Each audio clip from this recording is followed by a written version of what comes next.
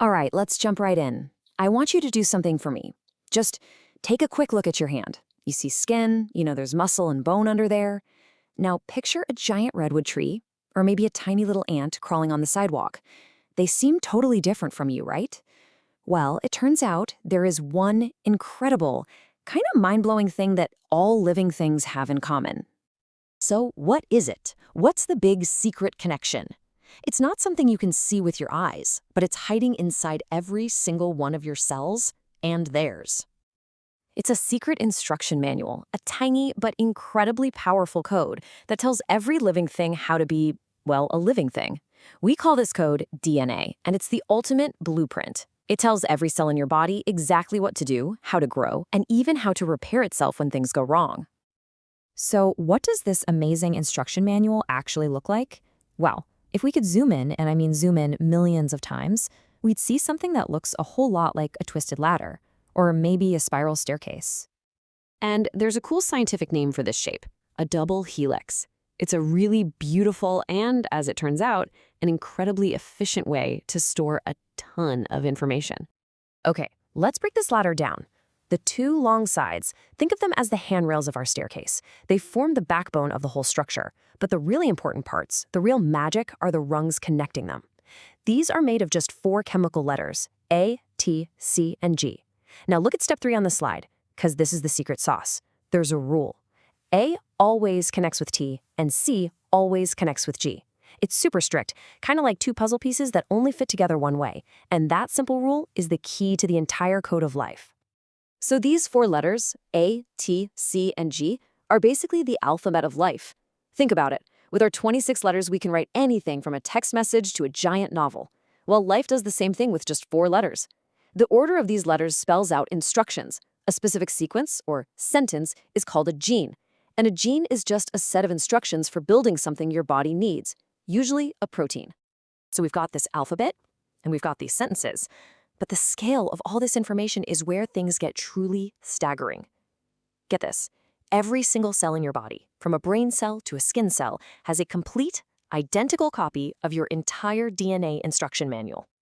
And you're not going to believe this. If you could take the DNA from just one of your cells and stretch it all the way out, it would be about 6 feet long. That's probably taller than you are. And all of that is packed into a space so tiny, you need a powerful microscope just to see the cell itself. It's all coiled and folded with unbelievable precision. We're not talking about a little instruction booklet either. If you were to print out all the information, all those A's, T's, C's, and G's in your DNA, it would fill a library of over 1,000 books. That makes DNA, by far, the most efficient and compact information storage system known to humankind. It's incredible. Now, you might be thinking, wait a minute, if every cell has the whole library, how does a skin cell know to be a skin cell and not, say, a heart cell? And that's the genius of the system.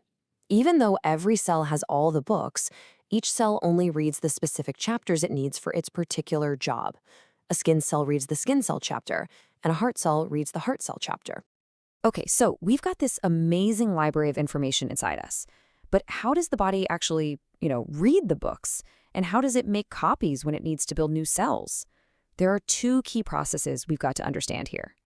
First up, reading the code. Imagine your DNA is this giant, precious cookbook that has to stay locked away in the cell's main office, which is called the nucleus. When your body needs to make something, like a protein, it can't just take the whole book out. So it does something called transcription. This is basically like making a quick, temporary copy of just one recipe. That copy is called RNA. Then that RNA recipe travels out of the office to a little molecular factory called a ribosome. The ribosome reads the recipe, that's called translation, and it builds the protein piece by piece, exactly like the instructions say. And why does this matter so much? Because proteins do, well, pretty much everything. They are the builders, they build your hair and your nails, they carry oxygen in your blood, they help you digest your lunch, and they fight off germs. And this whole amazing process starts with that simple 4-letter code in your DNA. So what about copying the entire library? This happens whenever a cell divides. It needs to make a perfect copy of its DNA for the brand new cell. And the way it does this is, well, it's just brilliant. The DNA ladder literally unzips right down the middle.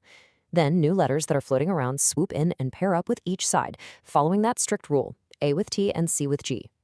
And the result? Two perfect, identical copies made from the original one. It's that simple and elegant.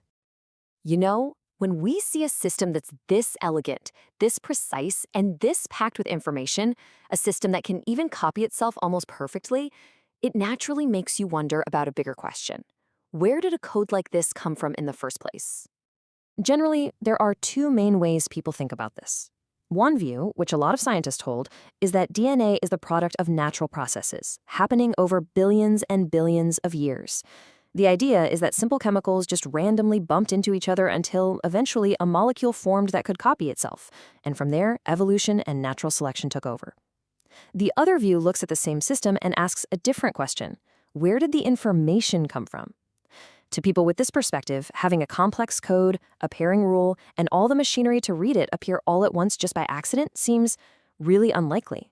To them, it points towards an intelligent source, a designer. To really get what they're saying, think about it like this. If you were walking and you found a computer program that could not only run complex operations, but could also build and repair the computer it was running on, you wouldn't think it was just a random glitch, right? You'd assume a brilliant programmer must have written it. For many, DNA, which is a code that builds and repairs its own reader, looks a lot less like a lucky accident and a lot more like the work of an intelligent designer or creator. But let's put that big origin question aside for just a moment and bring all of this back to you. Because this incredible system isn't just some cool topic in a science book. It's running your entire life, right now, this very second. Unless you have an identical twin, your DNA code is completely, totally, 100% unique. No one else has it. It's the set of instructions that built you, and it's responsible for so many of the traits that make you who you are. It's your personal, one-of-a-kind blueprint. So as we wrap this up, I want to leave you with a final thought. Right now, as you're sitting there, trillions of microscopic machines are reading, copying, and maintaining a library of information inside you with breathtaking precision. It's a secret code, a master blueprint, and an incredible system that keeps you alive every single second of every single day. So the question is, what does it mean to know that you have that masterpiece working inside of you? Definitely something to think about.